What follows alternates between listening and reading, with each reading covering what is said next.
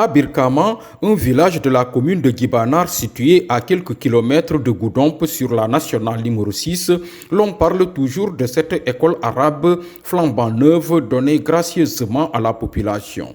Dans une vidéo qui avait fait récemment le tour des réseaux sociaux, le responsable de l'établissement avait déclaré que ce don était l'œuvre d'une ONG française, ce qui a suscité une réaction des promoteurs car en réalité c'était une confusion. Cette ONG citée, bien qu'ayant intervenu dans la zone, n'était pas le bailleur.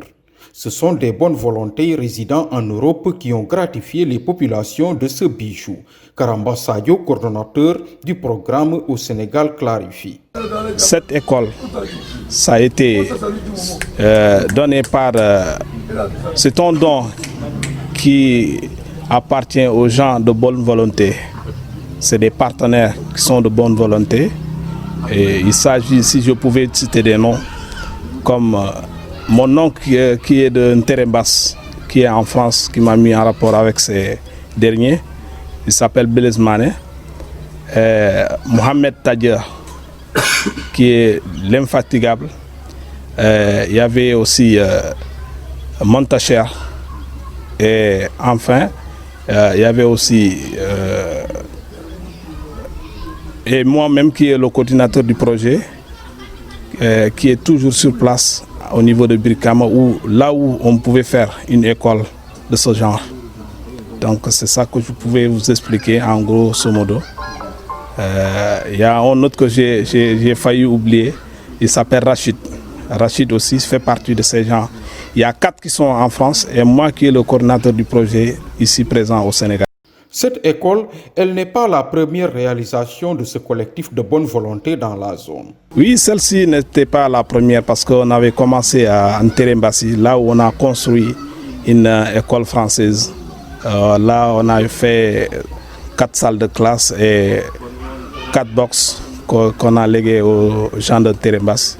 Donc par la suite, comme c'est moi qui étais le coordinateur du projet, j'ai demandé à ce qu'on m'aide à faire ce projet de Birkama. Finalement, j'ai eu un gain de cause.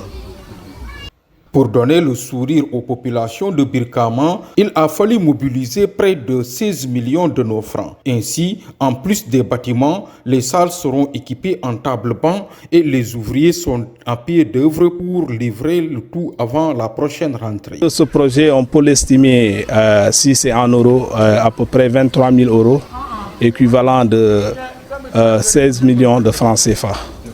Ouais. La population sont venues en aide, comme par exemple quand il s'agit de problèmes d'eau et d'autres, comme par exemple le fondement.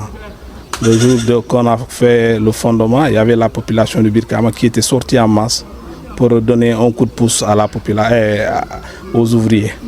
Oui, on doit équiper toutes les salles de classe en table-banc, 15 tables-bancs par salle de classe.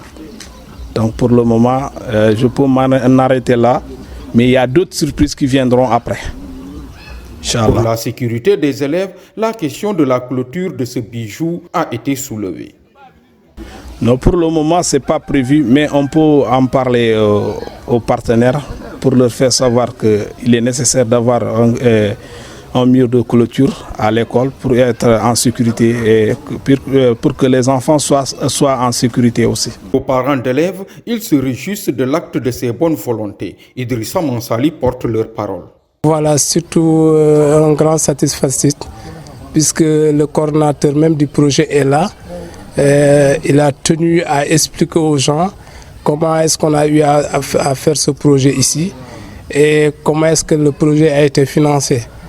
Et sinon que la population de Birkama salue cette initiative et vraiment se dit vraiment disposée à prendre ce bijou comme il se doit.